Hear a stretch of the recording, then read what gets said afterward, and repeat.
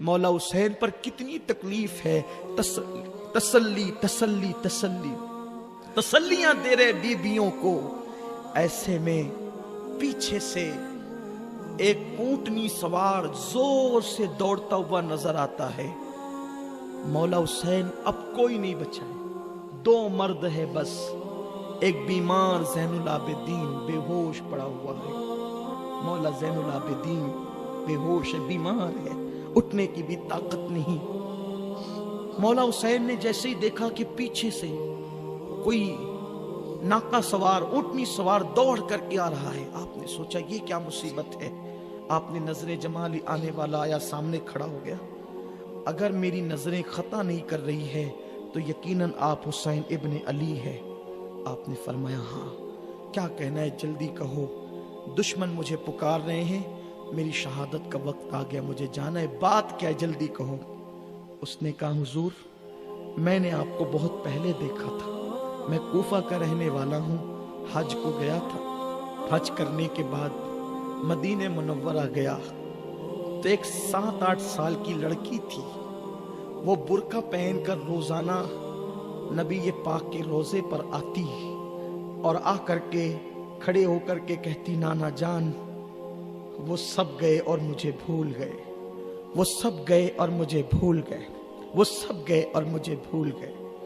लोग उसके करीब से गुजरते लेकिन उसकी बात समझ नहीं पाते और वो रसूल पाक को नाना नाना कह के पुकारती थी। तो लोग हैरान भी रहते थे कि इस बच्ची की ये अल्फाज अजीब से हैं। चूंकि मैं मुहिब्बे अहले बैत हूँ, मैंने रुक करके कहा, बेटी तू रसूल पाक को नाना कहती है, तू है कौन? तो उस बच्ची ने कहा, चचा जान मैं सुगरा फातिमा बिनते हुसैन हूँ, मेरा नाम सुगरा है, मेरे बाबा कूफा गए हैं। पहले मक्का बोल कर गए थे, फिर बाद में चचा अब्दुल्ला इब्ने जाफर ने बताया कि वो लोग कूफा चले गए और मैं उस वक्त तो बीमार थी, मैंने बहुत कोशिश की जाने की लेकिन वो मुझे लेकर नहीं गए। और वो मेरा भाई है ना अली अकबर, मैं उससे इतनी नाराज हूं कि जब मिलेगा तो सारी नाराजगी उस पे उतारूंगी। मेरा खत कोई नहीं ले जाता, ना वहां से उन्होंने आज तक कोई खत बेचा खैर खैरियत का, और ना ही कोई बातें मुझसे कोई बताता है। मैं नाना के यहाँ आती और कहती हूँ, या रसूल अल्लाह मेरे नाना आप मुझे उनके हाल से मुत्तला करें, कोई मेरा हाल उन तक पहुंचाए। तो मैंने कहा कि शहजादी मैं अहले बैत का मुहिब हूँ और मैं कूफे जा रहा हूँ, अगर वो कूफे में होंगे तो तुम अपना खत दे दो, मैं तुम्हें तुम्हारा खत उन तक पहुंचा दूंगा और तुम्हारी नाराजगी मिन्नो अन उन तक पहुंचाऊंगा। तो उसने कहा फिर चचा ऐसा है तो आप मेरे घर चले। उसके बाद घर ले गई और घर ले जाने के बाद छोटे छोटे कपड़े उसने मुझे दिए और कहा कि ये कपड़े मैंने अपने भैया असगर के लिए सिल रखे हैं, तो ये कपड़े ले जाना और असगर को दे देना और ये मेरा खत ले जाना, और ये मैं इस पर तुम्हें कोई उजरत नहीं दे सकती। मेरी दादी फातिमा के जहेज के कुछ बर्तन मेरे घर में, ये ले जाओ इनाम के तौर पे, लेकिन खत मेरे बाबा तक जरूर पहुंचाना और कहना कि जिस वक्त मेरा खत मिले मेरे असगर को उसी वक्त नए कपड़े पहनाना। देखो कितनी बड़ी गठरी बांध करके दी है। मौला अली असगर ने जैसे मौला अली असगर के लिए कपड़े, इमाम हुसैन ने जैसे ही सुना एक बिजली गिरी दिल पर। हाँ ये खत क्या था, ये कयामत थी। कपड़ों की गठरी, खत लिया और उसको कहा फिर तू यहाँ कैसे आया? उसने कहा मौला मैं कूफा जा रहा था, दूर से बड़ी फौज दिखी तो मैंने सोचा खतरा है, तो मेरी ऊँटनी इस तरफ दौड़ने लगी तेजी से और मैं यहाँ तक कुदरती तौर पे पहुँच गया, ये खत लीजिए। मौला हुसैन ने गठरी ली और अंदर गए खाने में। बीबियों ने कहा हुसैन मेरे मौला ये क्या है? हुसैन कहते हैं सुगरा ने खत भेजा है और अली असगर के लिए तोहफा भेजा।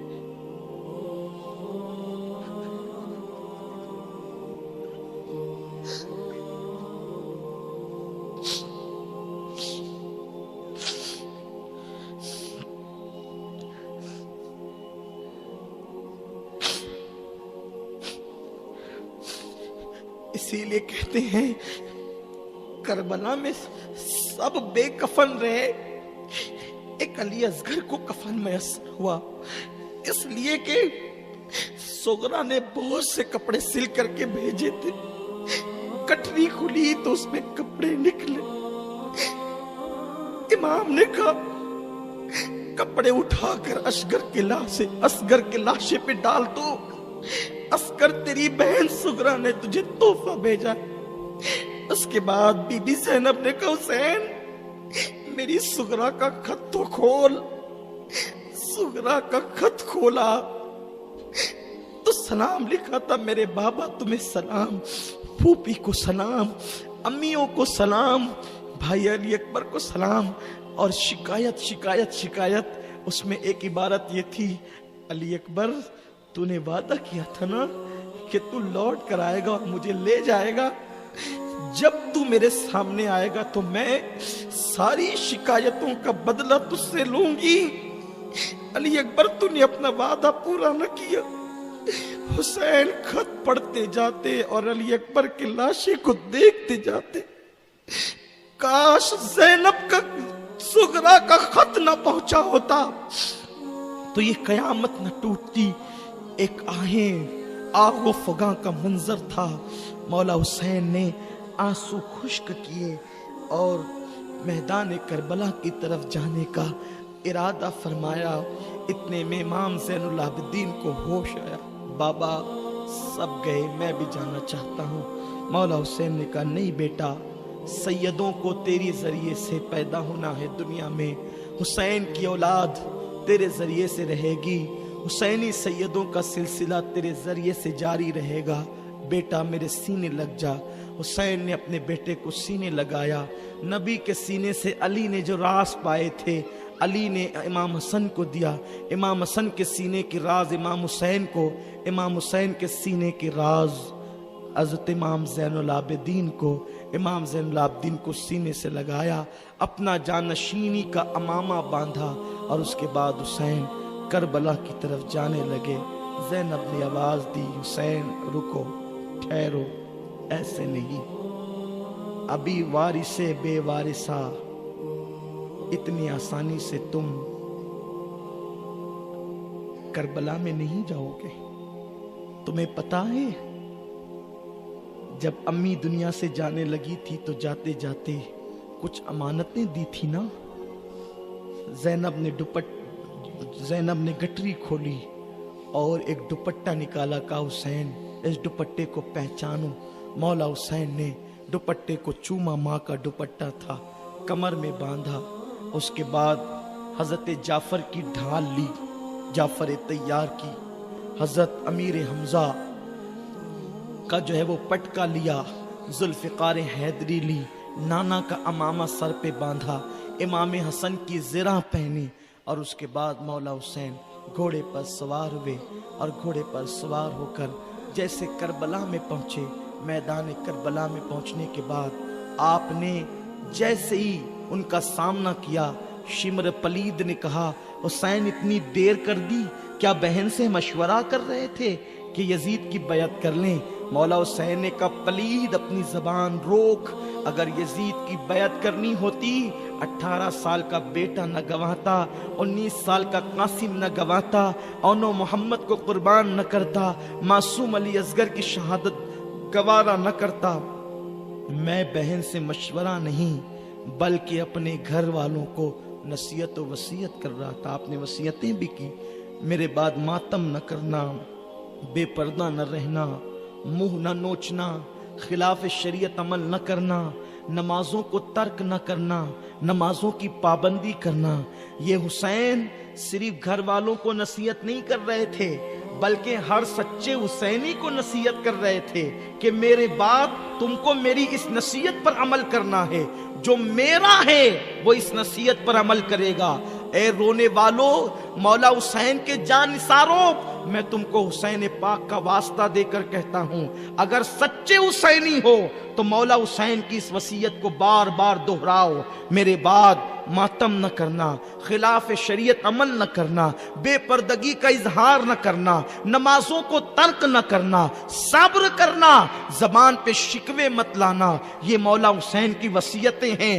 آج بھی تم اس پہ عمل کرو گے تو میرا مولا حسین کا قرب تمہیں نصیب ہوگا، دنیا بھی کامیاب ہوگی، آخرت بھی کامیاب ہوگی۔ اللہ اکبر میرے آقا علیہ السلام کے پیارے دیوانوں، اس لیے میں آپ سے کہتا ہوں، محفل حسین میں شہادت حسین بیان ہو رہی ہے، سچی توبہ کر کے جاؤ، آج سے پہلے کی جو زندگی تھی اس زندگی سے پلٹ جاؤ، اللہ کی طرف پلٹو، سچی توبہ کرو، جو بے نمازی تھے نمازی بن جائیں، جو لوگ داڑیاں منڈانے والے تھے سچی توبہ کر کے چہروں پہ داڑیاں سجائیں، مولا حسین سے کہے میرے مولا تم نے جن مقصد کے لیے قربانی دی تھی آپ کے غلام ان مقاصد کو پورا کرنے کے لیے تیار ہے، جڑ جاؤ سنی دعوت اسلامی سے، اس تحریک کے مشن کو دیکھو، یہ سنی دعوت اسلامی کا مشن امام حسین کا مشن ہے، یہ تحریک وہ مشن لے کر کے چلی ہے کہ گھر گھر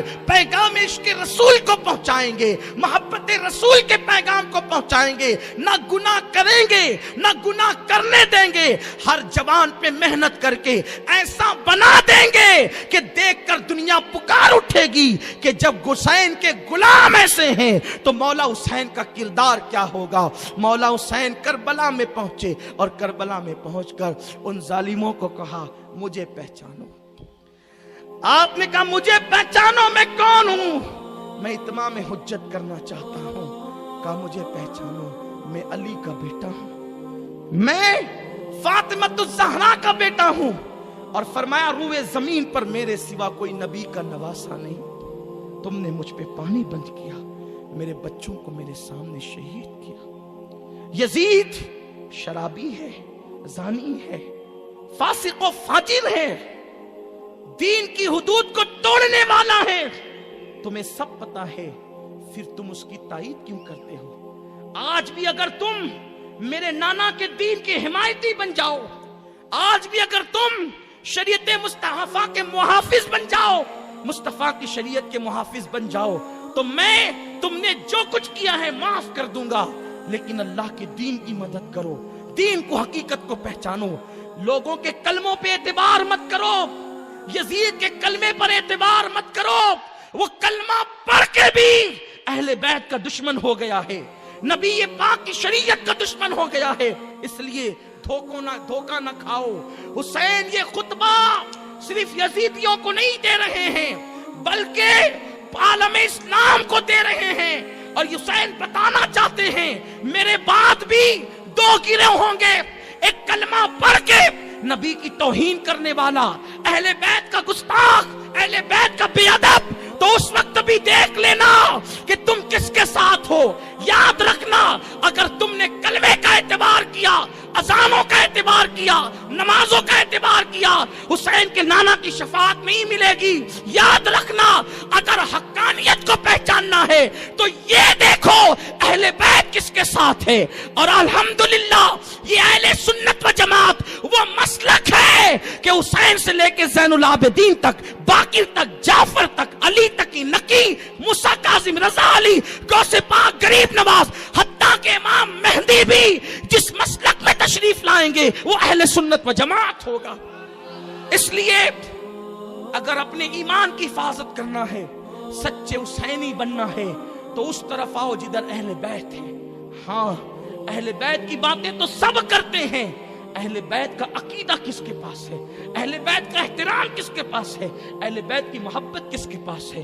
مولا حسین نے طویل خطبہ دیا، ان ظالموں نے کہا حسین یہ محفل واز نہیں، یہ تقریر کی جگہ نہیں، ہم نے تمہیں خطبہ سنانے کے لیے نہیں بلایا، یا بیعت کرو یا جنگ کرو۔ دیکھا نبی کی اولاد کو نہیں پہچانتے، کیوں؟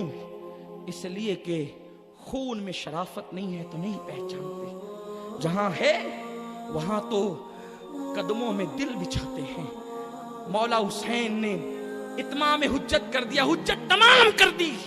اور جب حجت تمام کی، چاروں طرف سے وہ مولا حسین کو گھیر لیتے ہیں اور چاہتے ہیں کہ جلدی سے حسین شہید ہو جائیں تاکہ وہ خوشیوں کے شادیانے بجائیں.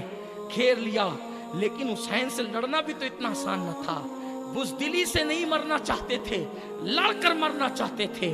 حسین عزم کا نام ہے، حسین حوصلے کا نام ہے، حسین بہادری کا نام ہے، حسین عزم کی بلندی کا نام ہے، حسین اولو العزمی کا نام ہے، حسین تقوی کا دوسرا نام ہے، حسین فارق حق و باطل کا نام ہے، حسین ناطق قرآن کا نام ہے، حسین آبرو اسلام کا نام ہے، حسین ایمان کا دوسرا نام ہے، حسین بادشاہ ہے، حسین دین ہے، حسین دی پناہ ہے، حسین لا الہ الا اللہ کی بنیاد ہے، حسین جان ولایت ہے، حسین آبروئے ولایت ہے، حسین رسالت کے گلستہ کا پھول ہے، حسین سیدہ فاطمہ کی آنکھوں کا تارا ہے، حسین نبی کا دلارا ہے، حسین وہ ہے جس کو نبی سینے پر چڑھاتے ہیں.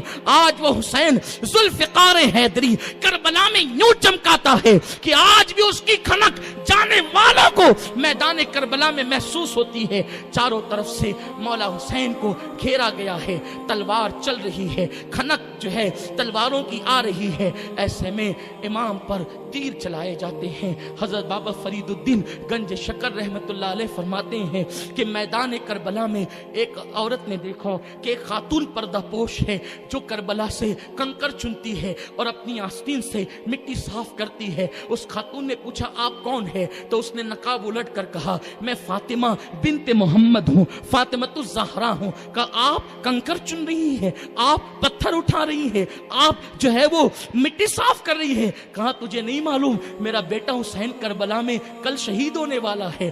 ماں ہوں نا، آج وہاں جہاں میرا بیٹا حسین گرے گا وہ مٹی صاف کر رہی ہوں، وہ کنکر اٹھا رہی ہوں تاکہ میرے بیٹے کو کنکر نہ چپ جائے. حسین گھوڑے پر ہے، لڑتے لڑتے نڈھال ہو جاتے ہیں. 3 دن کے پیاسے ہیں، دل پر اتنے زخم ہے بیان نہیں ہو سکتے. صبح سے لے کر دوپہر تک تو لاشیں اٹھا رہے ہیں. چھلنی چھلنی ہے دل اور پورے بدن پر نیزے اور تیر کے نشان ہیں. تیر ایسے لگے حسین کو نکالنے کی مہلت بھی نہ ملی. لوگوں کے تیر حسین نے نکالو، آج حسین کا تیر نکالنے والا کوئی نہیں. میرا مولا حسین 72 زخم کھا کر اور پورے جسم میں تیر تھے. ایک تیر سینے میں لگا، حسین عرش کا تارا زمین پہ آ گیا. دین کی آبرو لا الہ الا اللہ کی بنیاد زمین پہ آیا. اس طرح کہ حسین نے اپنی پیشانی کو سر سجدے میں رکھا اور جیسے ہی سر کو سجدے میں رکھا مولا حسین نے آواز دی میرے کریم سب لٹا دیا امتحان میں، عشق کے امتحان میں، اب بتانا کہ تو راضی ہے کہ نہیں. غیب سے آواز آتی ہے یا ایتھا النفس المطمئنہ ارجعی الی ربک راضیۃ مرضیہ فادخلی فی عبادی وادخلی جنتی. بلکہ یوں کہا جاتا ہے حسین تو میری رضا پوچھتا ہے، یہ بتا کہ تو بھی راضی ہے کہ نہیں. ایسے میں ایک پلید جو ہے وہ آتا ہے اور آنے کے بعد مولا حسین کی گردن پر ایک وار کرتا ہے اور مولا حسین سجدے کی حالت میں جام شہادت نوش فرما لیتے ہیں. جیسے حسین کی گردن کٹی سورج شرم کے مارے گہن لگ گیا، سورج پر گہن لگا ہے اور اس کے بعد اللہ اکبر اندھیرا چھا گیا، تاریکی چھا گئی، خون کی برسات ہونے لگی. یہ سارا منظر لوگوں نے اپنی آنکھوں سے دیکھا.